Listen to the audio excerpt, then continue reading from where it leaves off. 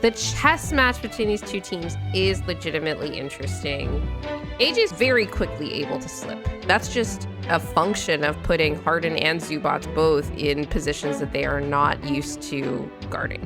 And especially with Zubac, where we had debated Jokic's three-point shot and how important that is. Oh my gosh, dude. It's been so essential. Pulling Zubac out is huge. Game 2, the comedy of errors. The timing on the help was an emphasis point after game 1. It's a classic scenario where AG's cutting in the dunker spot, but Chris Dunn knows exactly what's coming. I'm wondering how much the level of physicality we need to muster on defense is affecting our ability to execute on offense. I 100% agree with that. Every time on offense where we have a good opportunity to actually score on this Clippers defense and then miss it, it's like, damn, because we can't afford to make any mistakes. Welcome back to What's in a Game. I'm Grace Jean here with my co-host Will Jones. How are you doing today, Will? Well, for those who are listening only, I am wearing my Nug Life shirt because we just lost a pretty... I don't know, you could have a lot of different perspectives of how you see this game and how angry you are at losing game 2. Because I saw some people with silver lining, saw some people who were very angry. I was pretty mad and sad last night by the way we lost. But that's why we're here to talk about it. And if you had a more positive outlook on it, I'm happy for you. I feel like Nuggets fans, like ourselves included, are probably experiencing a lot of the same things that the Clippers fans did after losing game 1. It was actually like two relatively similar games. The Nuggets never went up quite as big as the Clippers did in game 1, but it was like go up big early and then the other team just like comes back and isn't able to and we weren't able to execute in the clutch in game 2 and vice versa for the Clippers. So these two games have been really interesting, and we're definitely going to dig into those. Quick programming note. Our next show is going to be after game 4, so we're going to be taking this series like one, chunk at a time. It's kind of all we can do because this series has been quite a bit meatier than I expected. Well, what do you think the series score is going to be after game 4? I think it's going to be 2-2. I agree. Yeah. I think so as well. Which would be great. I mean, it sounds not that great to be tied, but winning one game on the road is going to be nice after for losing us. A home game, just taking back home court advantage. Then it's just like, okay, we're back to a 3-game series. Yeah. At that point, and whoever wins the next 2 wins, obviously. So please do us a favor and hit the like and subscribe buttons. Really helps us out with the algorithm as we try to grow the channel. Will and I are on a race to get to 1,000 subs before the end of the playoffs. I think we can do it. We started to get some momentum after our playoff preview. Yeah, huge shout out to the new subs who subbed on our last episode. We love you and appreciate it. And, we love all the people who listen to our show. So thanks for being here. Yeah, thanks for being here. We love all the subs, by the way, not just the new ones, but thank you for the new ones especially. Are you ready to talk about Nuggets Clippers? Yes. All right. First question. Before we jump into the specifics, have games 1 and 2 looked and felt the way that you thought the series, would play out, just texturally watching these games? Well, I think it was hard to know what to expect, but we talked a ton about how we would guard Harden. And I think game 1 was about that a lot, except for in the first quarter, which we tried a ton of different things. And then we just ended up getting back to our base, normal defense that we usually always play, but just being more physical and executing it better. And I will say, it's the defense that we usually play in terms of Jokic at the level and flying around on the back end. But it's not what we did with Harden specifically in the regular season. So I found that to be interesting. Right. But I guess it's hey, you're more comfortable with this. But it's crazy because they have every ability to beat that coverage. But it just worked, to, force them into some longer twos. Even Zubac misses some, hooks that he probably could have made. or made. They turned the ball over a lot. Like sometimes they were forced, sometimes it was unforced, just bad passes. But from the standpoint that the Nuggets had high intensity on D, which is just something we've been asking for all season, I wasn't necessarily expecting that. But you figure since it's the playoffs, the Nuggets would probably bring that intensity. I don't think they like flip to switch. It's just like just easier when the stakes are higher to play with more intensity, I think. Although it did take like a quarter and a half to get there. Had to get into the zone a little bit. Or get out of the zone because like literally because they were zoning out. They also like tried playing like a pretty lazy zone from the first possession of game one, which was interesting. We talked a little bit about some of the decisions that the team has made schematically. What is your assessment through 2 games of the decisions that David Adelman forget the assessment of his decisions. What's your overall assessment of how Adelman has comported himself through 2 playoff games as an interim head coach who has now coached 5 games, including 2 playoff games? In game 1, I was impressed because, I mean, he tried to go to a zone early, which is interesting. I think we've had people theorizing about going to that coverage on defense and just, I mean, then we went to drop immediately, which is maybe not a great idea, but just the urge to try something and not be so stubborn in your schemes. Maybe we shouldn't have done that because it didn't really work out, and the solve ended up just sticking to like what you're comfortable with, but doing it better. Eventually, he figured that out and went back to it and was able to tell the guys that they needed to be more physical, or maybe that was a team thing. He closed with Russ in that game, which I was tweeting. That makes me nervous. But then he had multiple plays in game 1 that swung the game, like ended up swinging in our favor, the positive Russ plays versus the negative. And then in game 2, I was saying the same thing. People were frustrated with, Russ and P-Wop both being out there together, just in terms of maybe spacing issues, and Russ possibly making too many mistakes and turnovers. Adelman was holding to his guns again. Russ hit 2 threes in the 4th, which was pretty crazy. And I thought, oh my God, this is going to work out again for Adelman. And then it just ended up becoming a little sloppy. And Mike going to the bench after the injury, I don't know if because he was hurt or Adelman just decided to sit him, was more of a questionable decision. The people were debating whether he should have called a timeout at a certain time when it was getting down to the wire. And I think maybe he did get a little out of his element in game 2 towards the end. And so I was a little less encouraged by him. I think I agree that it's been pretty hit or miss, right? Like the playoffs are hard. The playoffs are hard for seasoned coaches who have coached, dozens of playoff games in their careers. The playoffs are definitely going to be hard for a first-time head coach who just took over the position for sure. I think for the most part, the thing that I don't know if the word is admired, but you can because it's very like beast or famine, is that Adelman has been good at like sticking to what he clearly believes in. One of the things being, regardless of what coverage we're playing, there's like a variety of like very aggressive coverages that we seem very committed to varying degrees of success. He did take MPJ out because he was hurt and then didn't let him back in, even though MPJ wanted to come back in like a few minutes later. I guess his shoulder was stinging. Turns out to be a shoulder sprain that might keep him out of the next game. And who knows the rest of the series? We don't know yet, which we'll get to that. Closing with Russ in game 1 is like pretty ballsy. That's what I was going to say. It's risky, a lot of these things. Like he's holding what he believes to, but it's like a gambler being like, no, Russ is going to work out. It really is. And I don't know, like we don't really know that much about the actual personality, but the coaching personality of David Adelman yet, right? I don't know if he necessarily knows what that is. What we've learned, what people have said is like, he's obviously our offensive coordinator, a very seasoned mind. I was reading an article by Bennett Durando over at the Denver Post. Everybody should follow Bennett. He gets like some of the best interviews of anybody that covers the Nuggets.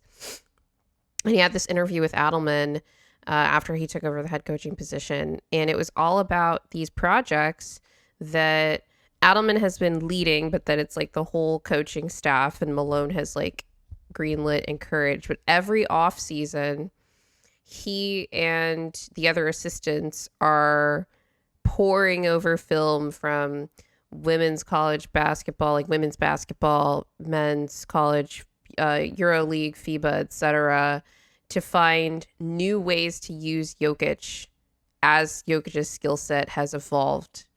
In that article, he talked about like how he got like interested in coaching, which obviously he has the connection with his dad, but what he did as a kid and like how he liked to design offenses and stuff, and how the process of doing all of that. And I thought that was very interesting. So he's clearly like very creative, offensive mind. A lot of people rag on Denver's offense, but like there's a reason we've been top 5, top 6 for however long, with varying degrees of offensive talent around Jokic over the last however many years. So that stuff's pretty like encouraging, right? Like you want to know that somebody's going to be willing to try different things. But in terms of like, yeah, he seems to be quite the risk taker in some of these spots, whether it's personnel or scheme, as we learned it like game 1 of the playoffs. I was like, why are we in a zone from tip? Like literally the Clippers got the ball and we've got Jokic on Chris Dunn in the corner and like AG up top. We're in a 2-3 zone and I'm like, what is happening right now? But he seems to, stick to his guns. And maybe that's just like a thing. Like you become an NBA head coach, you can't be somebody that wavers a lot, right? Whether you're somebody that wants to stick with like your traditional principles and whatever, or you want to be someone that's just throwing shit at the wall basically all the time because you're committed to being aggressive and trying lots of different things. You have to be like certain in that, because honestly, if the players sense that you're not sure what you're doing, then, that lack of confidence is definitely going to translate to execution on the floor. I mean, you hope it works out because he's familiar with the team. It's not his first time being around these players he's been around. So you'd think that would help him make more like educated decisions. But it's like if you're too close to certain players, like I think that maybe worked against Malone in some senses, where you trust certain guys so much after being with them so long that maybe you're overplaying them or not willing to bench them at certain times. Don't know if that really happened. I'm just saying hypothetically, but I don't really know what he saw. I mean, we'll talk about game 2 more specifically. I don't know what he was seeing from Russ exactly to want to have kept him in for as long. I mean, from me listening to some reactions to this, people were saying in hindsight, it seemed like benching Christian was the right move.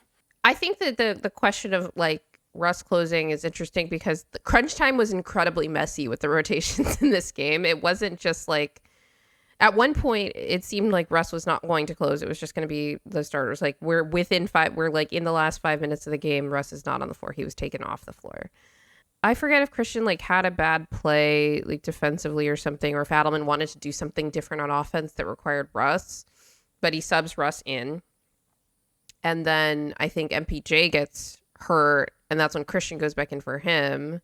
It was a very like just messy last 5 minutes. I don't even remember the sequence of like when those 3 guys were coming in and out, but all 3 of them were like in and out within that last 5 minutes, and it was really chaotic. But that's playoff basketball, right? Like things are just not going to go perfectly, and you kind of have to rely on whoever's on the floor to execute regardless of what's going on. And then PJ had played well enough to close. He actually gave us the big 3 in regulation to tie the game before the Clippers took that lead because of the turnover that he had basically on the very next possession. He was doing so well. Like he hit that 3 and then got like a rebound. On the terrible shot that Jokic took over Kawhi. And I was like, wow, look at Mike. He's, changing the narrative for himself, like making an impact in the final minutes of this game. And then fortunately had the really bad turnover that It he was then very was blaming like, I himself. mean, we got to be honest. Like it was exactly like the way that Russ closed the last game. It just happened to be. I actually think MPJ made more positive plays than negative plays, just Yeah. like Russ did in the last one. But It was just we that were one was not able. so Yeah, devastating. I mean the Russ ones would have been devastating as well. Yeah. If not for the Nuggets making enough defensive plays down the stretch. Hmm. Also, so it was just like a mixed bag for all involved. Okay, so let's jump into the games. Nuggets won 112-110 in overtime. It was a crazy game. We basically won by 5, but Norm hit that late 3 with like 5 seconds left after like a timeout, whatever.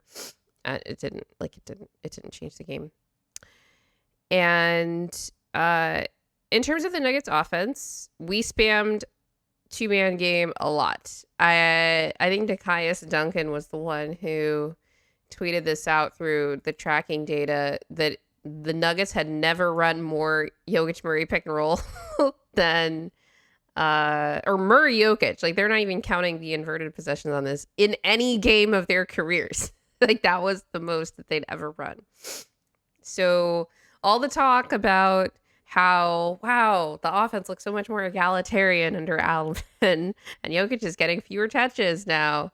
And some people are happy about it and whatever. And I was just like, well, let's see how long that holds. It didn't hold through half a playoff game.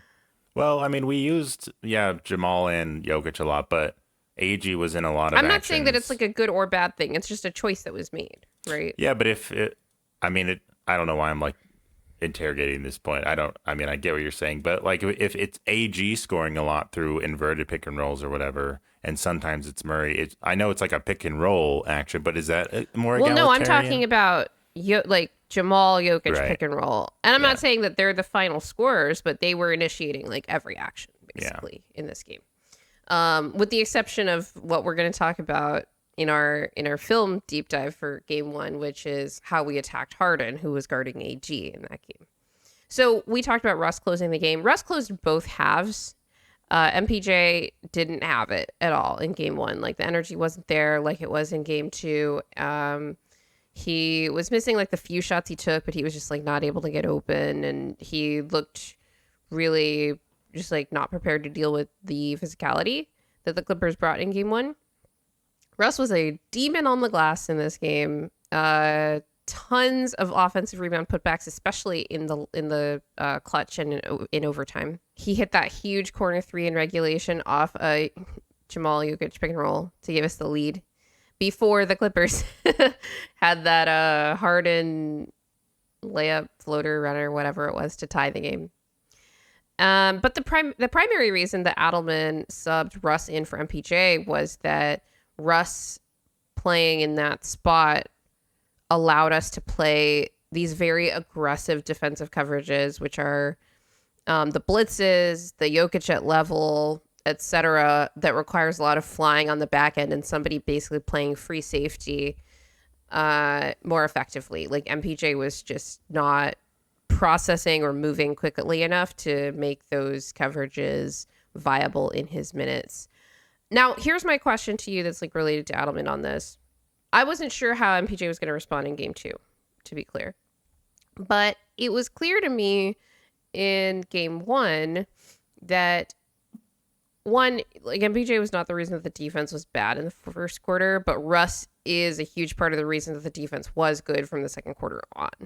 We talked a lot in our series preview about how we should probably be playing more drop on Harden because of how we did it in the regular season and how we could do it even better in the playoffs, and how it's more conducive to the personnel that we have, who are like not great at staying in front of the ball, but decent enough at chasing. Like they can do that job. But we didn't do that. We didn't do it in game 2 either, to be clear. But it seems like Adelman is more committed to the schematic choice with these aggressive coverages. It's not just like he's committed to one particular coverage, because as we said, he's throwing a lot of different things out there, but all the ones that he wants to play are aggressive with like switches and everything. but he's more committed to these aggressive coverages than any particular personnel, right? And that was evident in his choice to close with Russ in both halves of game one. Is that the right approach to take for this roster in particular? I think it will be. I mean, I think it'll be the right approach. I think the problem is just, can they do it aggressively enough and more precisely to like have it be an impact? Because in game one, the traps on Kawhi worked really well and he turned it over. James Harden is able to pass out of it. How many turnovers did Harden have in game one? Just 2 turnovers, 11 assisted turnovers. So as aggressive as those coverages were, they weren't resulting in like Harden turnovers. I think the Clippers had a lot of turnovers in that game. It was mostly Kawhi, but even without Kawhi, they had 13 turnovers, which was more than the Nuggets had as a team. But a lot of other guys, when they would get the ball like off that second pass, they would like be bobbling it or we would be deflecting it, whatever. You know, Harden's going to get the ball out of the trap based on the rotations and the contests out of that, trying to force the Clippers into mistakes and shots that they're just missing. And I think that was working in game one, and just being really physical with them and them making bad decisions. And, you know, answering these questions, it's colored by game two, because I think, you know, we didn't, you know, it was less focused on trapping Harden, and it was more just Kawhi ISOing it on Jamal, because we started Jamal on Kawhi and Kawhi went to work. So he didn't have to try to go.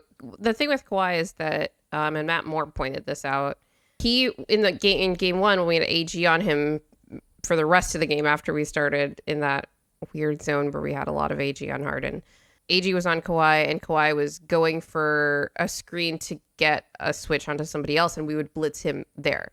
If we have Jamal on him as often as we did in that game, he doesn't even have to go for the screen. He can just ISO the way that he wants to on the weaker defender. And because of how limited we are in the number, just the sheer number of players that are clearly trusted to play in this series, maybe the coverages should be more catered to who's on the floor.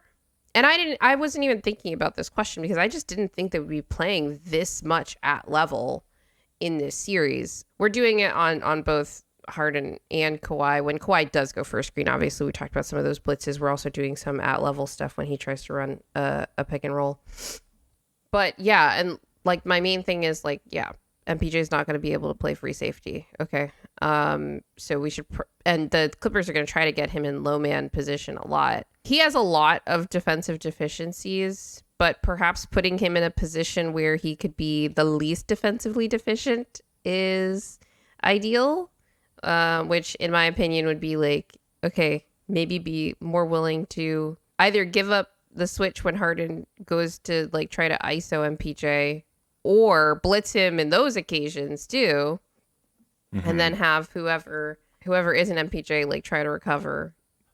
We ran some high traps like that in game one, but the Clippers did a good job of like stringing that out. But I like, again, drop and Mike chasing over the top. We just didn't like not doing that in this series, which is very interesting to me. It was a bad matchup for MPJ on offense in game one, just because Kawhi was on him. Plus, his inability to kind of be the low man. I mean, he can be a good low man sometimes. It's just not been there Not this season. Against Zubac. Like, Zubac is a top 4 rolling center in the league. I'm just like, this is just not a good situation for him to be in.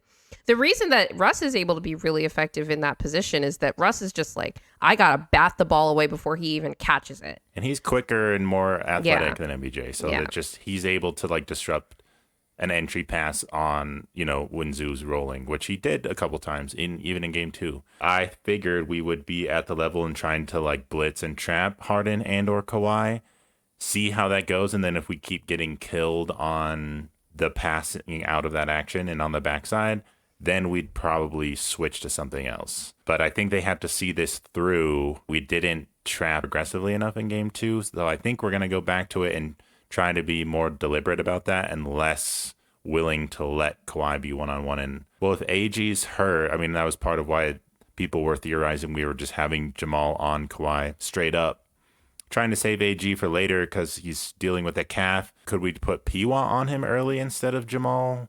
I mean, I know Piwa's on a starter. How do you work him in? Yeah, Piwa's not starting. Like, Kawhi's been like pretty good on Peyton. Like he knows he can bully him.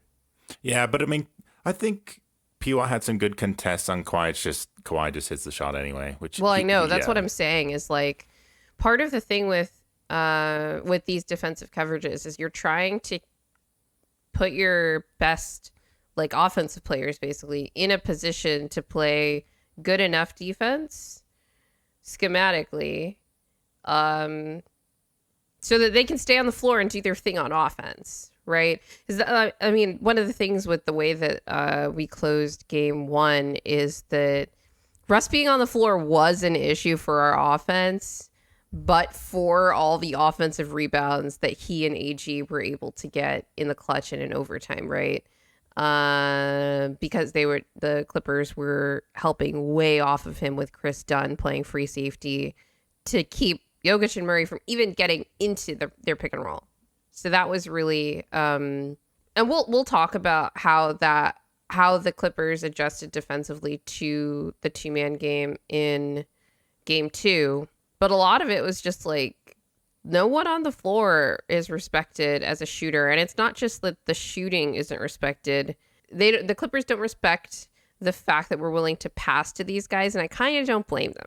We're gonna get to that film when we get to our game 2 stuff. But a lot of the turnovers that happen in game 2 had to do with unwillingness to pass to shooters. And a lot of the missed shots in game 2 were the same way, but we're going to talk about more about the turnovers.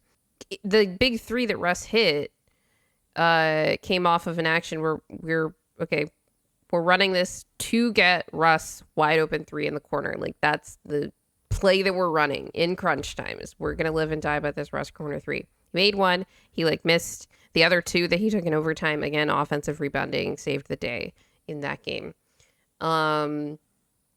He made a couple of big corner 3s in game 2 as well. But there were other possessions where he was being completely ignored and we were not willing to pass it to him. And by we, I mean Jamal and Jokic. Like there is a trust factor here that the Clippers are willing to basically gamble with.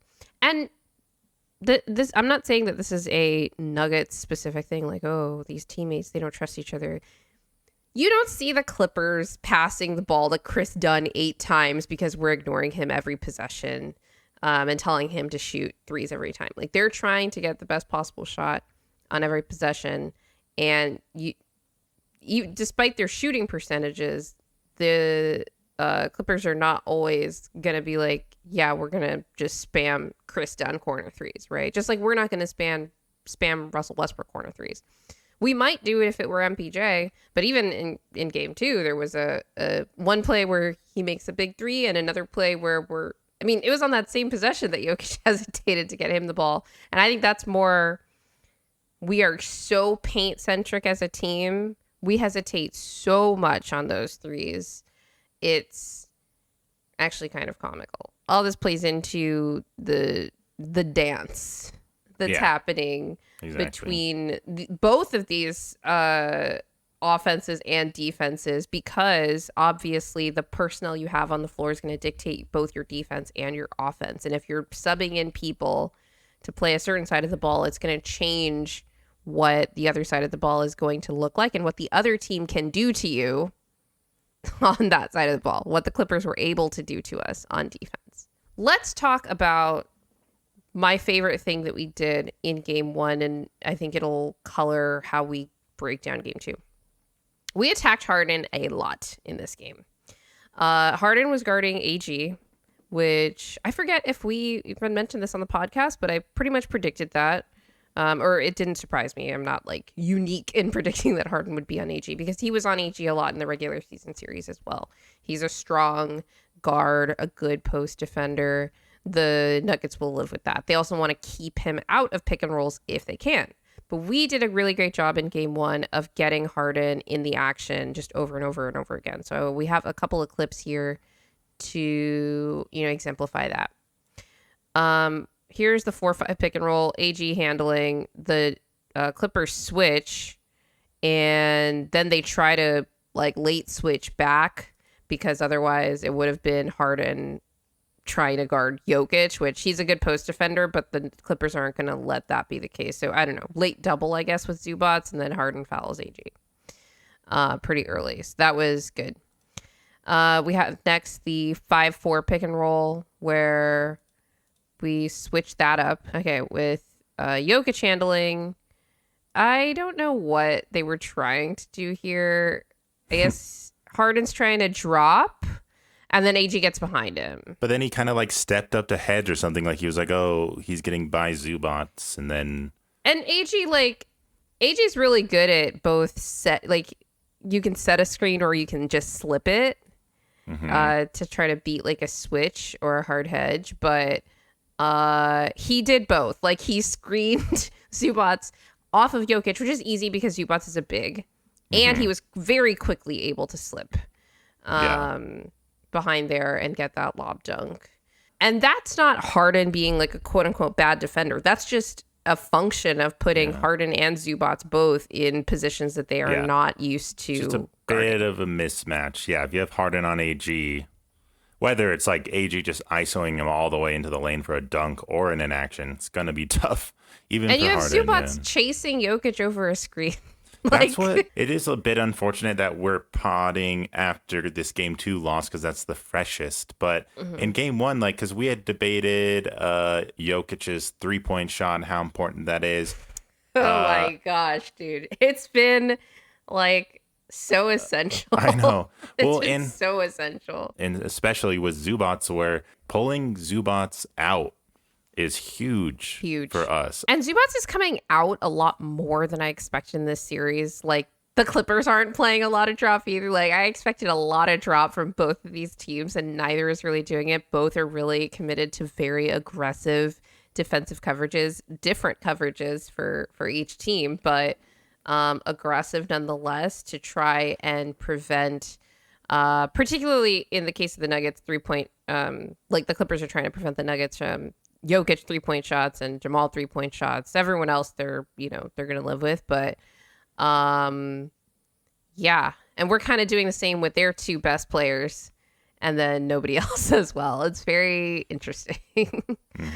Okay, let's go to the next example here with a 3-man action. So we got Jamal, got Jokic coming off of a pin down set by AG, and Harden switches, but then Zubac kind of late switches back, like kind of scrams back, but his momentum's going forward. Jokic is already going downhill, and he's not able to really get. Probably should have been an and one.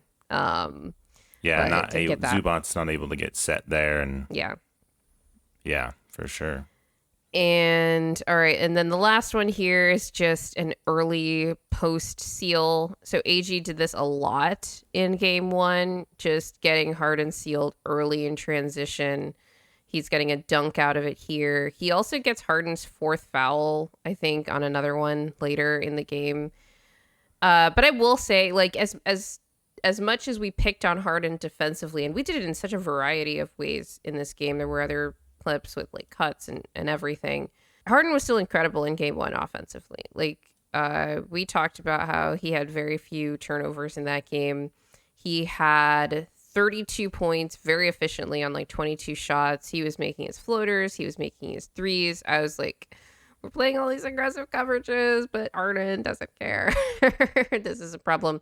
He was getting to his left a lot. This is true in both games, to be clear, although Harden wasn't as prolific as a scorer in game 2. But Jamal and Christian and Adelman joked about this in the little locker room tape that we got in the post game from game 1. It's like, good job forcing Harden left, guys. Like, that's his strong hand. What are we doing? And I think one of the reasons that we're putting AG and willing to switch AG onto Harden as often as we do, even though he does blow by him sometimes, is that AG is at least forcing him to his right hand. Like, he's the only player of ours that I've seen actually do that.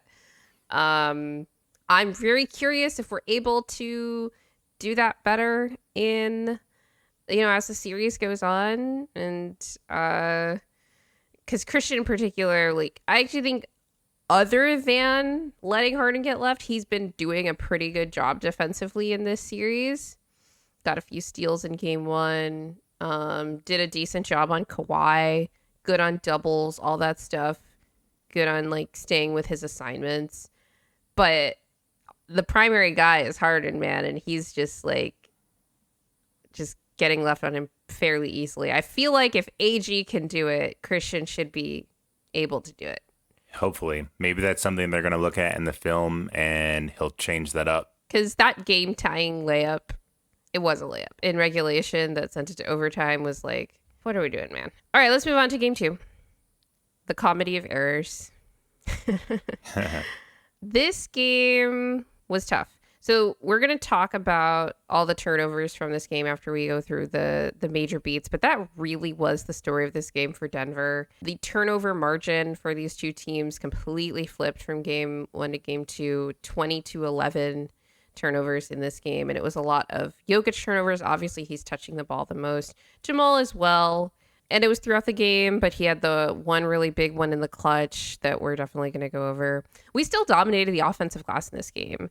I mentioned briefly in the series preview, I think that we did on EU Sports with Spencer and Caitlin, that the Clippers were the number 1 defensive rebounding team in the NBA. But we've been able to dominate the offensive glass in both of these games. Obviously, it helped us win game 1. We weren't able to do it in game 2, but we still rebounded 38% of our misses. And I do think the fact that the Clippers have to play such an aggressive scheme against us, plus we have a size advantage at every position except center. Not that Jokic doesn't have an advantage on Zubac, but it's not like a big one. Like, we have a pretty good size advantage at every other position besides center and point, because of all the bigger wings that we have. Russ got on the glass a lot in this game. AG again, Jokic for sure. MPJ was really like the biggest one. He 23% offensive rebounding rate. He had 15 total rebounds in this game, and I think like half of them were on the offensive glass, which is crazy. Yeah. Including that big putback on a Jokic miss late in the game that I think tied it or like cut it to 1. Like, just all those.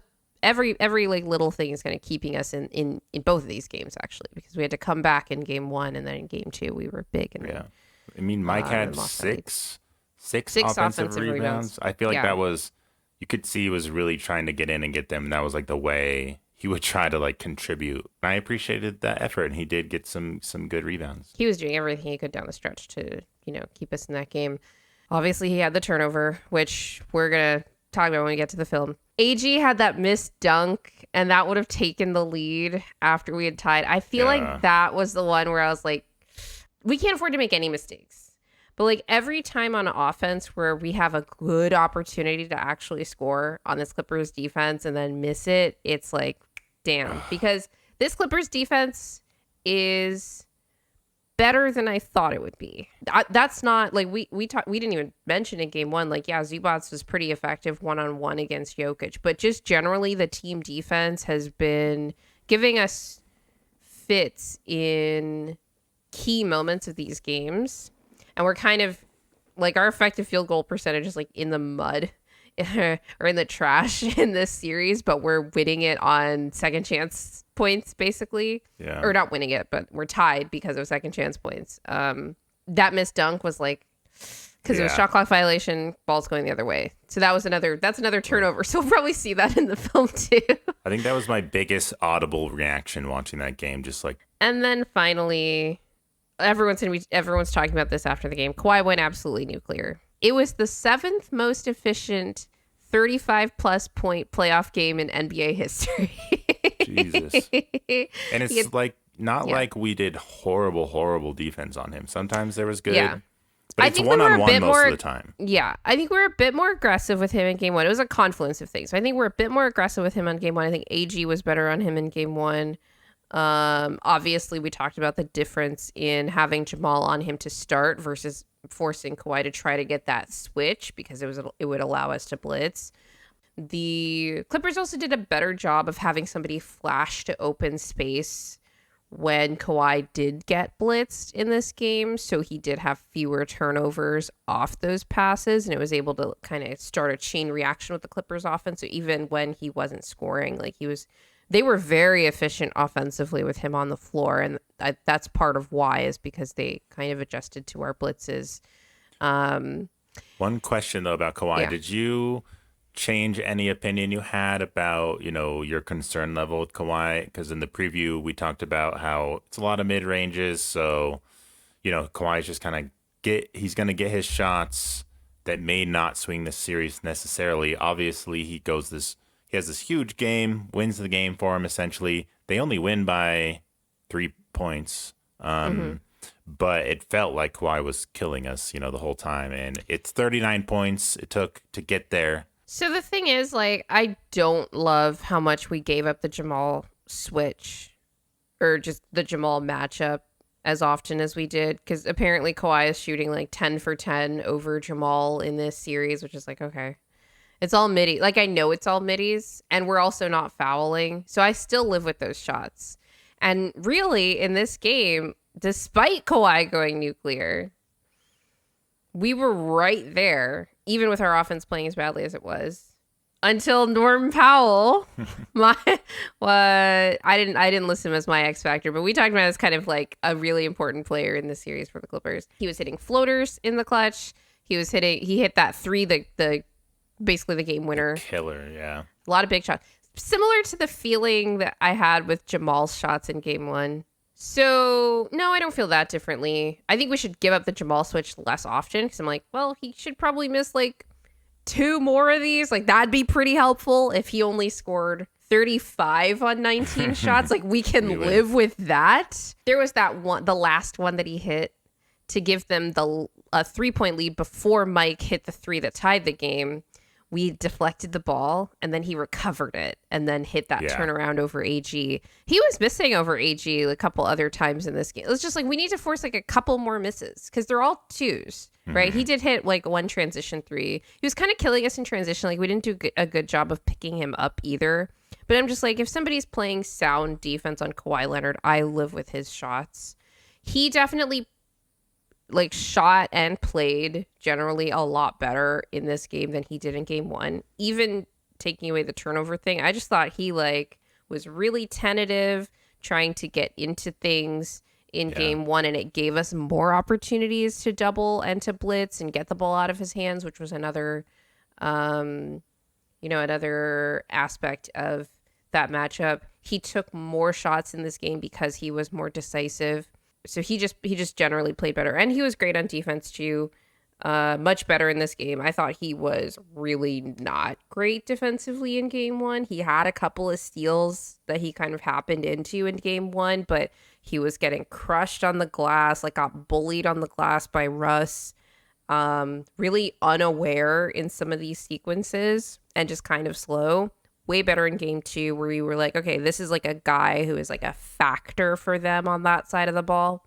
Yeah, and if he has 92% true shooting through the rest of the series, then you I don't know, you look to see what can you do differently, but maybe force the ball out of his hands before he kills you. Otherwise, what can you do? You tip your hat and you say that was an all-time great offensive performance. And Kawhi is an all-time great player, right? Like, he's going to adjust too, right? He figured out like, okay, I gotta attack like whoever I've got on isolation, and we just happened to give him Jamal like initially on a lot of opportunities. Kawhi running in transition too. It wasn't just like he had a couple of transition like just dunks in this game where I was just like, nobody picked him up. But because he's willing to run in transition, he's able to force a lot of cross matches because somebody's got to pick him up, and it's not always going to be AG. Even with him going off, we were right there. And Harden was like, I think still pretty good in this game. He was missing more shots than he did in game one, but he was still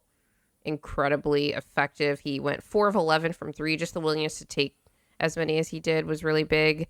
Hit some big floaters. And again, he had more turnovers in this game than he did in game one, even though the Clippers as a team didn't. So maybe the aggressive coverages are starting to get to him a little bit more. We're going to see. But Harden is sort of notorious for his game 2 performances. We'll see how he bounces back in game 3 at home Zubac's killing the bench, and I have to give Ty Lue credit where credit's due. I have criticized him a lot for being one of those coaches who adjusts himself out of a series, and I think that playing Zubac's more minutes against the non-Jokic lineups is a really smart adjustment. It's what Chris Finch did with Rudy more than halfway through the Wolves series last year that really flipped that series for us in terms of just making those minutes just completely non-viable. Like those were the minutes that were like keeping us in games early in that series. And even, just winning them. But now that's going to be a problem. Here's the thing though. The fact that we're not punishing these small ball lineups in the Jokic minutes as much to make that non-viable, because you want Ty Lue to have to play Zubac against Jokic, like mirror those minutes so that he can't play him against our bench because he can only play so many minutes. But right now we're not forcing that adjustment because we're not being good enough against those small ball looks. No, the turnovers was a huge part of why we couldn't kill those small ball, because we just didn't have opportunity to score because we were just giving it away. And, obviously in a small ball look, they're going to switch, but they're going to blitz, right? Because they're like, no, we're not going to we're not just going to let Jokic go one-on-one against Derrick Jones Jr. I have to give a lot of credit so far to Jeff Van Gundy, even though I think the Nuggets offensive process was a lot better in game one overall. The clutch was, hit or miss, but obviously we were able to pull out that game. The Clippers defense, like I said, it's better than I thought it would be. It's a really good team defense. It's not just the Zubac matchup that is a problem for us, the Zubac-Jokic matchup that is a problem for us. And I think that is what has made this series more interesting than I thought it'd be, because I didn't think that we'd end up in like defensive games. Honestly, it's like I was like, okay, maybe the Nuggets will be slowed down a bit. I didn't think our defense would be as good as it's been either. Why would you worry about the Nuggets offense when we have Jokic and they're this good? Some of the turnovers were unforced, just weird passes. We'll look at them, but a lot of them were really good reads by the Clippers defense, as you'll see as we go through some of these. All right, let's get through it. Let's brute force our way through these 20 turnovers. It's tough stuff. I don't think I grabbed all of them. One that I didn't grab was Mike. He was trying to like save the ball from out of bounds and he just threw it between his legs. Yeah, that was on a possession too where AG catches off a double from Jokic and then Kawhi's right there to contest the midi, but leaves Mike open in the corner. He sprints from the opposite corner to try to save the ball going out of bounds on the miss. And then obviously bats it back in and the Clippers get it. But I was like, Mike should have that was another one where I'm like, Mike, that should have been a corner three for Mike. Either off the pass from Jokic. I get why he didn't do it because like Kawhi's kind of playing the gap, but then he's able to recover to AG. But then AG should have made that next pass to Mike. I think those like second and third passes off of doubles are something that we really need to improve on as the series goes on, because we're so willing to take like the first or second available shot in a like off in action instead of trying to extend the advantage. And we're kind of leaving the Clippers, letting them off the hook a bit with those. All right, let's get to it. I think AG could do a better job sealing here. He's trying. Norm's doing a good job just kind of fighting for position here, and then he gets the deflection. So that's just like AG needs to do a better job sealing. I don't think that was like a bad pass. I think AG just needs to seal better. Or we decide just not to because Norm is doing a good job fighting for position. But you're not going to not try to get AG the ball there. Like he should have an advantage. It's Norm Powell on him. You're going to try to get him the ball. That was good defense by Norm. AG's size was a huge advantage for us and strength in the game one. And, you're trying to go to that again with Norm on him.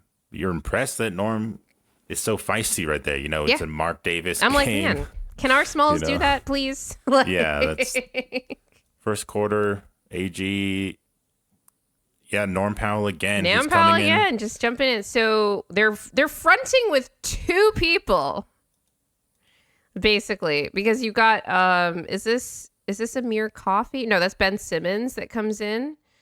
And leaving, so they're leaving Christian, dropping off of AG. This is again in those small ball minutes, right? Yeah, I mean, Norm Powell's completely helping way off Mike, which is pretty crazy since, whoever helps off Mike, but, when it's an entry pass to Jokic. Yeah, that's good timing because they're like, well, the ball's already going into him.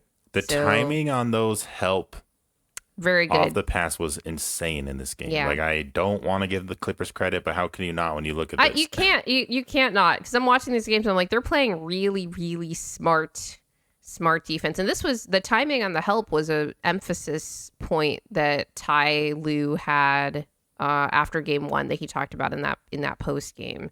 So, or maybe it was like the media availability the next day, something like that. And they definitely improved on it. So, I mean, kudos to them. That's good. And we need to be better about, because again, two guys are already like kind of coming to him. I think it's important that Jokic touches the ball in as many possessions as possible. But if three guys are syncing off to keep him from getting it, we got to get the ball to somebody open and try to have more actions that involve other guys playing off of other guys. Because right now, everybody's only playing off of Jokic, and that is way too easy to game plan for. Hopefully, Jokic, with his smarts, is going to be able to see through how they were timing those passes. It can't just be him, though. Yeah, but it's still, he's going to be the one who's getting the majority of the touches, and the offense is going to run through him. So I don't know how they delineate that with different types of actions and, running something with maybe AG initiating or Jamal and stuff like that. But like Jokic getting the ball more from an off ball action, like off of movement, basically, I think would be easier because it's harder to deny somebody the ball when they're running around off ball. And if you are doing that, you're leaving someone else completely like open in a way that is obvious to whoever is passing. Yeah, I think as opposed to here, a lot of those entry it's passes. Time to help. Yeah, the entry passes were pretty obvious, right? Like they knew exactly. I mean, Chris Dunn was amazing at it. You'll see coming up here. So got to be a little more active, I think, in actions. And like Jokic did have a cut on Zubac and got a foul off of it. Where he just it was like a 45 cut almost and got a foul, but didn't really see a lot of that the rest of the game. These next turnovers are all similar. These next three are just, Russ driving it in on Derrick Jones Jr. and just losing the ball. I don't know if... I think Derrick actually deflects it here, but that's also a turnover we've seen Russ have. Right there, he kind of deflects it and goes right into Zubac's hands. Pickett was the next one where it's kind of this long possession. Man, this stint was a killer for us. Where DeAndre Jordan sets a screen, Pickett's driving, and just the ball slips out of his hands as soon as he tries. That was really bad because I'm watching this and I was like, Pickett doesn't even look at the rim here. He's trying to get the ball to Peyton if you see the way his head turns, but I'm like, you have, and I think that indecision. One, I think he could have gone faster and gotten far enough away from Batum that the chasing wouldn't have impacted him. But I don't think he was even thinking score here. But he had that lane available to him. I think he knew Batum would probably block his shot if he was trying to go up. And I know, but again, he wasn't going fast enough. He wasn't thinking score initially. And then Murray did the same thing here, where he's going for a handoff that gets disrupted by Derrick Jones Jr. Derrick Jones Jr. I thought he would be a better defender on Jamal than Chris Dunn because of his recovery around these screens. That was just I was just like, Jamal, like, what are we doing? This is Butterfingers. Jamal was sick in this game was the other thing. Like, not really an excuse, but an explanation. Like, he scored a lot better tonight, but his defense was worse. He didn't have a rebound at halftime. He finished the game with 2. The 2 he had were huge too. It was just like Jamal literally went from being our leading tied to be our leading rebounder in game 1 to not in game 2. And Malone was so right when he said that Jamal is having a good game and he's fully engaged when he's rebounding, because he can literally have like a 10 rebound game. But then today when he's sick, he's actually making his shots, but not rebounding. And you're like, this is a worse Jamal game than last one. You can just kind of tell impact wise. But I did like Jamal's shot. 53%, 4 of 8 from 3. Made a big 3 in the Took fourth. 8 threes. I mean, it wasn't a lot of minutes, to be fair, but Our 3-point attempts, now that we're talking about that, was 32 attempts. What is like our average? That's our season average. That is our season average. Yeah. Man, it really felt to me like we were taking more than normal. It's because the guys that don't take them were taking them, which was Jokic and Jamal. Jokic had 16 attempts and half of them were threes. He took 8 threes. And I think that's why I felt like we were taking more, because it was just like a lot of the looks that we were just getting for Jokic were threes. And Jamal had 6 assists, but I think like 4 of them were just passing to Jokic for threes. Anyway, speaking of Jamal assists, this was not a good assist because Jamal's. Yep, Batum read that. The Batum, entry pass on a little, it was almost like a DeAndre Jordan slip, but they're descending to Murray, which obviously you would do if you're going to DeAndre Jordan.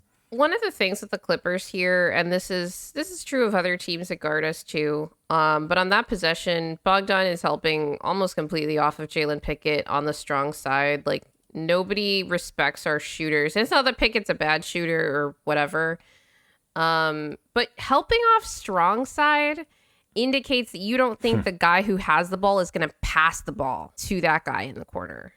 Yeah, because it's an easy just pass right to him. So they're going to live with that. And it's not just Jamal. Like, it's this whole team. Like, your drive is being stonewalled on the strong side of the floor where you're going because somebody's helping off of somebody in the corner and they're not willing to pass to that guy. And that is a team-wide issue.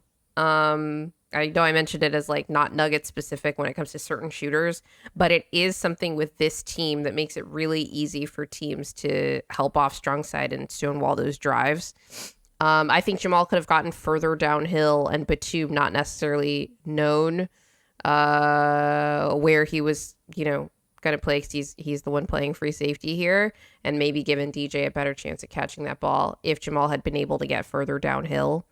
Or if he had just passed to Pickett and lived with that shot, right? I know. I was going to ask you, maybe that's what you do, and because Pickett's shot ready most of the time. He's either going to take it, or he's going to know, like, okay, they recovered in time, and then reset, and you do something different, better than a turnover. I mean, that's the thing with this series, is that our half-court offense hasn't really been great in either of these games. I talked about how we kind of got saved by our offensive rebounding in game 1.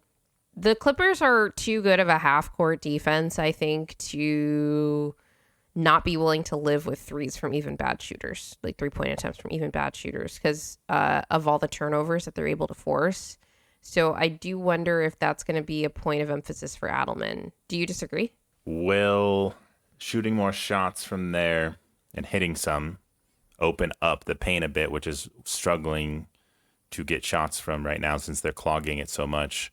Or even if you miss them, it's still better than a turnover, because you can maybe rebound it. You can maybe rebound it, or you can go set your defense. Yeah. It's easier to set your defense off a missed shot.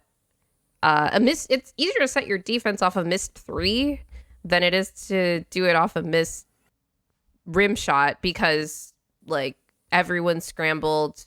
You're probably like one of your guys probably on the ground because they're like, why didn't I get a foul call? And, it worked better for us in game 1. I mean, Russ was left in game open. 1, the CB offense was wasn't left great open. either. I know, but I feel like there was many examples where we were passing to people who were open for 3 and they hit them. Sometimes they don't. CB had 2 threes where he was technically open and just missed badly, but sometimes they're going to hit him, sometimes they're not. Pickett hit a 3 already in that game, so would have been good to pass it to him probably. And that Murray pass was just like a easy lob floating pass, which we did often in this game, and just easy to give time for the Clippers to come and disrupt that. And so if they can be crisper with their passes, maybe then you could hit a roll like that. And like I said, this was a good Jamal scoring game, and then bad every other way. The defense, including the playmaking. All right. Another one, another entry pass. All right, Jamal. This was saves it almost this two time, turnovers. I mean, it's an entry they're pass. ignoring Russ in the dunker spot. Dunn deflects it. Jamal gets it. And Yeah. then the worst pass I've ever seen. It's interesting how different teams are sort of ignoring Russ differently. So this is another one where they're... We'll talk about the next one. That one's crazy. But this entry pass, okay. They're completely ignoring Russ. They're trying to, stave off the entry pass. Because Jamal's decided to pass Jokic. Jokic is open. I mean, Jamal Then kind Dunn of gave helps. up his dribble. He's looking right at Jokic, and Dunn's just reading him. Harden Yeah. has really good hands trying to stop the pass, and that just gives Dunn time to like come right in once he gets the pass off. And then Jamal's just throwing it up to Russ, and Batum is a very good play. That was and that steals was it. just a good play. I was like, where did he come from on that? The next one are two examples of illegal screens. They happened back to back. So it was kind of like Christian Brown, little shove on Ben Simmons on the screen, just kind of pushes off as he's going to go on the roll. Bit of a flop from Simmons. Yeah, Simmons Because flops I saw it, the but slow-mo replay, and I'm like, I don't even think he pushed off that much. it wasn't really hard at all. But you flop and you get the call. You embellish, and there it is.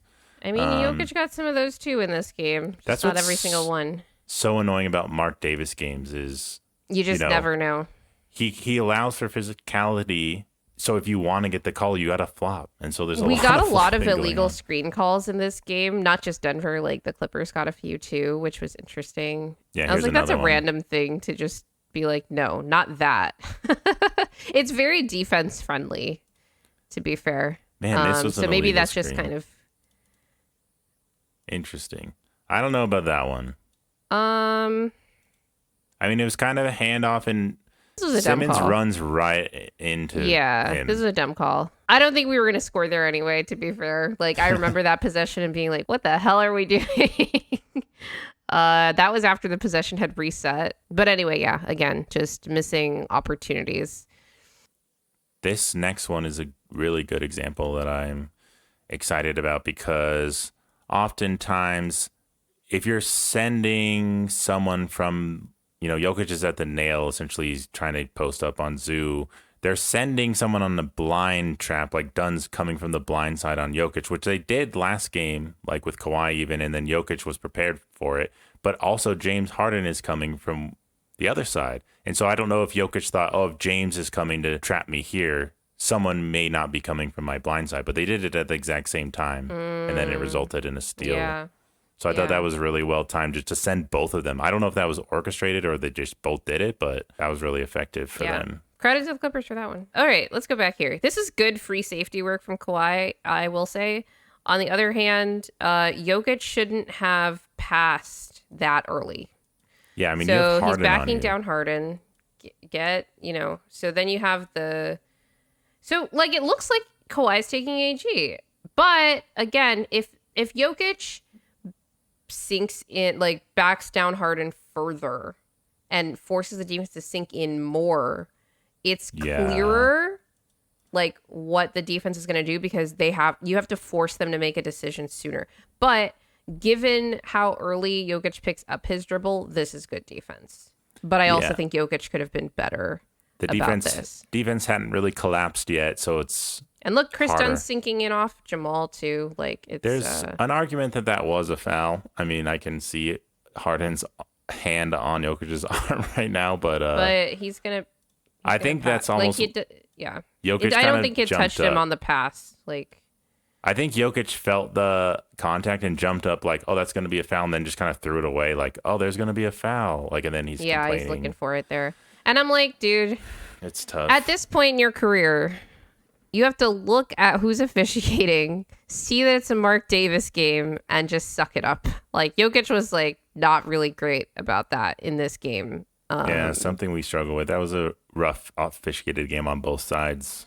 I didn't know what they were doing. It was Mark Davis games. Like you have to be used to that. It's one of the reasons I literally tweeted out before this game, like we should just be hitting them every time down, like hitting them the on Clippers the arm on their passes. on everything. Just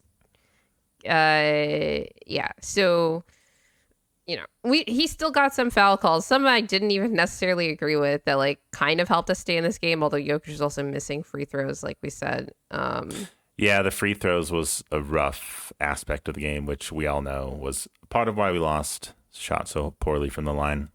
Yeah. Well, if you're still with us, we're halfway through these turnovers. If you're a masochist and you are like so sad about the Nuggets, but you are still with us to analyze these turnovers since it was the story of the game, we salute you. Let's look at this play. It's a Jokic offensive foul on Zubac where he totally gets him with the hook. And look, Jokic gets away with this move sometimes, but it's always an offensive foul. It just doesn't always get called. And Zu is going to be like, he knows if it's coming. I mean, yeah, he kind of did force him down, but that was one of the more egregious ones. But like I said, Jokic gets away with this one a lot. It's just not always an offensive foul, or not always called. That was the turnover after he wanted that foul from Harden. Was that some frustration from Jokic maybe? Maybe. Do you remember game 4 of the Western Conference Finals in 2023 when LeBron takes that charge after, like, Jokic is supposed to take a 3 off a pick and pop, but he instead drives in and LeBron steps up and gets a charge. And it was a bullshit call. Like, Jokic ends up stopping short and takes a floater, and LeBron like throws himself back, whatever. On the very next possession, Jokic almost takes LeBron out with his arm on a drive, like with his whole shoulder, and they called another offensive foul, and it turned out to be his 5th, and it was like in the last 2 minutes of the game, and I was like, bro, don't foul out.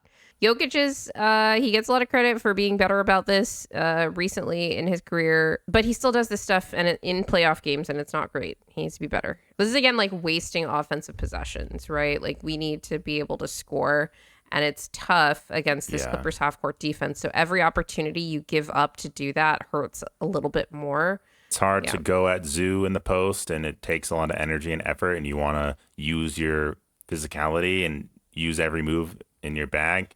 Maybe that move is one you shouldn't go to. I mean, whoever makes the least amount of mistakes has come away with the win in these last 2 games, so you really got to be disciplined. This has been true, I believe, across round 1, because in all the game 1s, the team that had the fewest turnovers won, just straight up. Every one of these, can end up mattering.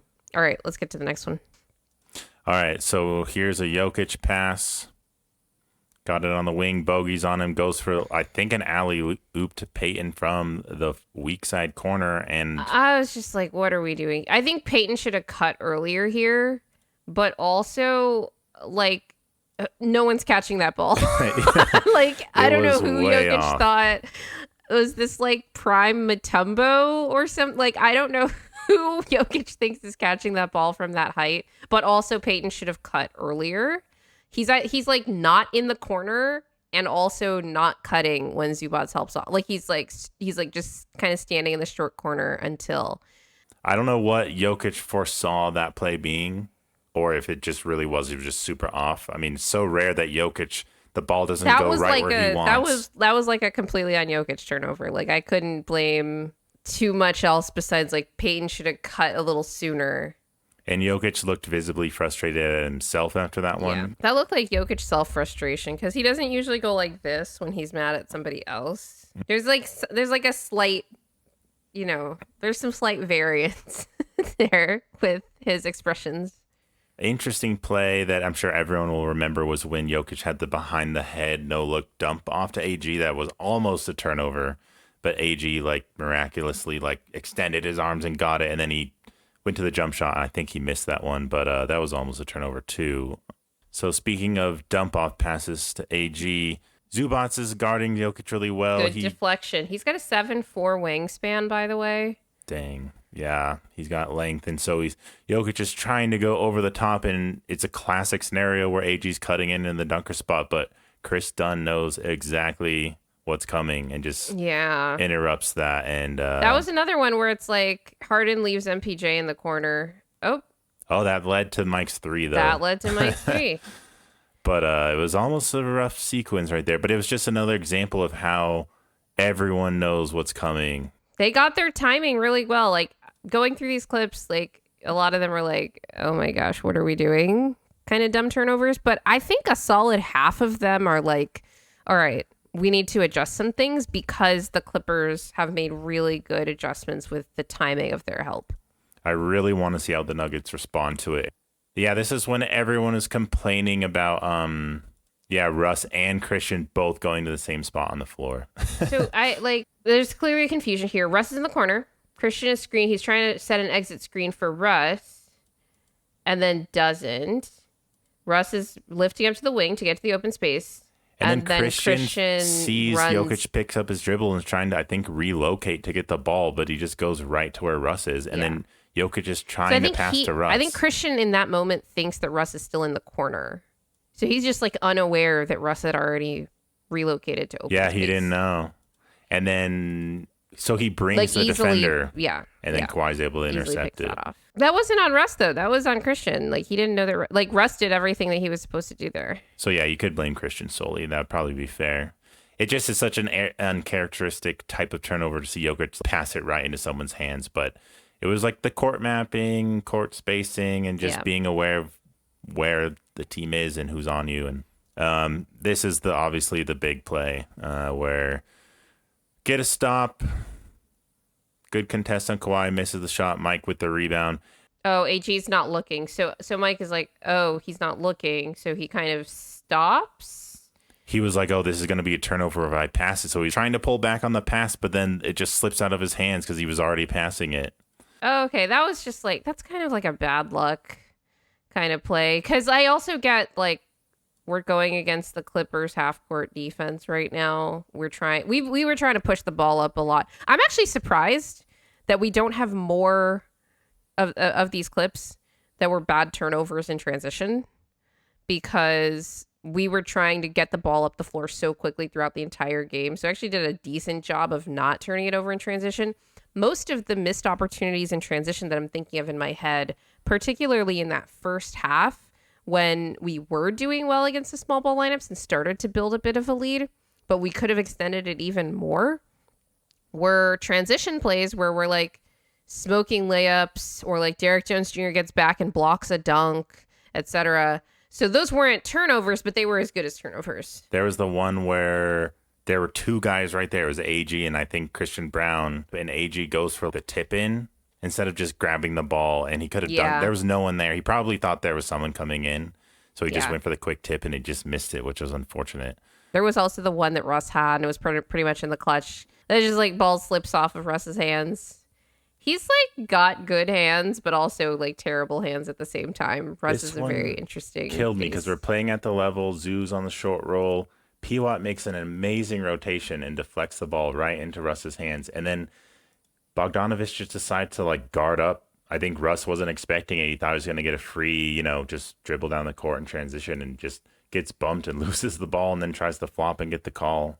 Leads to an easy dunk. All of these things are backbreaking because what happens is we lose the game by 3 points with Kawhi going absolutely historically nuclear. So do you chalk it up to, that's a lot of turnovers. We only lost by 3. Are you more of that was a lot of turnovers, we're not going to do that again, and they barely won, so you're feeling okay? Or are you feeling a little bit concerned because the defense was so active and was like causing a lot of these? So there are things that we can clean up. There are also things that I think the Clippers are doing well and that Denver needs to adjust to, but I don't know how they are going to adjust to them. I think one of the things that needs to happen is having more awareness of how much help is coming off of these guys behind the three-point line and just being willing to live with those shots, because offensive rebound opportunities, a missed shot, again, being better than a live ball turnover. And I think the Clippers in particular, I think in both of these games, like we didn't win game 1 off the back of like brilliant orchestration of the offense, right? And when we lost game 2 and there was no brilliant orchestration of the offense, like we are not the team that is controlling the pace or the texture of these games right now. In a way, we are, because our defense has been good enough that they're not, running us out of the gym. But their defense has also been good enough to keep them in both of these games. These two games basically went the opposite directions in terms of like the momentum of them. So it's just pretty 50-50. Like Denver's got to execute. The thing is, like, a lot of things have also gone in our favor, like the offensive rebounding. And I do think that is in part a product of scheme, because the Clippers are so aggressive in these coverages. They're not really boxing us out. We're really attacking the offensive glass. Can you count on that? Maybe, maybe not. I don't know if that's going to flip when the Clippers get home and like their role players are more active. Maybe they're going to make more shots. Like, they're missing a lot of threes, their role players are, in both of these games. Like Chris Dunn, such a disruptive defender, but he was a gift to us in the first game on offense, on the Clippers offense. Yeah, I think I came away from game one thinking more lowly of both of these teams. And part of that was because, like, oh man, Jokic is so super disrupted against this defense. Kawhi looked like hot garbage in game one, really on both ends of the floor. I think AG was like a top 2 player in that game, if not the best player in that game, which we didn't get in game 2. It was an amazing AG game, and we didn't get that in game 2. I think because the calf is bothering him. You just can't expect him to be Superman for the entire series. Like, he's our 4th best player, 3rd or 4th best player. Let's say 3rd best player in this series. Great defense. Like, he was just a 2-way freaking superstar. He outplayed Kawhi Leonard, all that. So then in game 2, like, it was Kawhi. Like, straight up, like, his offense is the reason that the Clippers won this game. The team defense continued from game 1 to game 2. The Nuggets are held to 100 or fewer points in both of these games in regulation. Obviously, we scored more points in overtime in game 1. Has your opinion on the series changed much at all? I don't think so. We all knew this was going to be really close. It was hard to predict. While I was hoping we were going to win game 1, I was still a little bit surprised, just because we've been such an inconsistent team all year. You want to think we're going to come out and get the first game, and we were down and had to come back, and it ended up winning. So I was like pleasantly surprised and happy about that, and I was feeling more optimistic about the series overall. And then the Clippers come out and have a good game on both ends and even the series. So you kind of expect that when we knew this was going to be close, and it's just a matter of these like weird plays where something's going your way, or Chris Dunn's hitting a 3 versus smoking a layup, something like that, where it's swinging the game, where, we might have won if AG hit that dunk, or the miscommunications with Jokic and Jamal. So you got to be super disciplined, and whoever makes the least amount of mistakes and is able to dictate the play is going to win. I'm still concerned about the level of physicality we need to muster on defense, and I'm wondering how much that is affecting our ability to execute on offense. I 100% agree with that. 100%. I think it was more apparent in game 1, and I sort of forgot about that in game 2. But the sort of Clippers' 6th defender was the Nuggets defense, because it is tiring them out. They're a team that doesn't have as many bodies as the Clippers to throw out there. Kawhi only had to play 38 minutes in this game. Jokic had to play, I think, 45 minutes in game 2 because of that issue with the non-Jokic minutes and Zubac's playing him. So that, or 43 minutes. He played 46 in game 1 because of overtime, but, he's going to be playing 40 plus minutes a game. Oh, Zubac's played 40 in this game. Okay. He didn't play over 40 last game. I think it was like 38. They had to do it because of that little bench stint, so he added up the minutes. Because I think they would have taken Zubac off the floor, but we ended up playing Jokic to start the 4th. It's tough. I completely agree. I think we've talked about this with last year with the Lakers series, and like, why was Austin Reeves so much less efficient offensively in that round 1 series of the Lakers? If he had his normal efficiency, the Lakers might win that series, but he was chasing Jamal Murray around for that entire series. And even though Jamal was ineffective, so was Reeves. And so that ended up canceling out. The Nuggets were able to pull that off in a relatively, in a gentleman's sweep. And you're in both of these games, we're attacking Harden, at different points. I think the Clippers did a good job in game 2 of protecting Harden a bit more because of how they timed their help, how they used Harden on defense so that he wasn't put in as many actions. And that's part of what you're doing as an offensive team as well, is trying to get your guys rest on defense. Like, these two things play into each other so intricately. And I'm curious about the attrition factor for both of these teams as the series goes on. I do think that on one hand, you could say, well, Kawhi didn't play a full season. How conditioned enough can he be to get through a grueling playoff series, especially with his injury history? Like, whatever. Like, injuries aside, I just want to talk about the conditioning factor. And Harden had to do a lot of carrying for the Clippers, so is he too tired for this? Jokic played a lot of minutes this season. Is he too tired for this? Jamal played more minutes this season than last season, and we saw how he looked during the playoffs. Is he going to be able to make it through and play at a high level on both ends? And again, he was sick in addition to that. I don't know if they got him like an inhaler or something. I don't know if they're allowed to have inhalers. Don't take a substance that you're not supposed to. Don't take a substance you're not supposed to. The attrition factor is massive in this series because a lot of these are fatigue mistakes. I think you could say that for both teams across these two games. Yeah. And they're a good team. Series, so. I really do think that this is like the most cerebral series. And that's a testament both to obviously Denver's offense, but I know we don't want to give credit to the enemy, but in a way, it's a compliment to Denver's offense how well the Clippers have had to play defensively to tie up this series, and they've played, I think, incredibly well. So I'm very curious to see what we do to counter over the next 2 games, how we respond.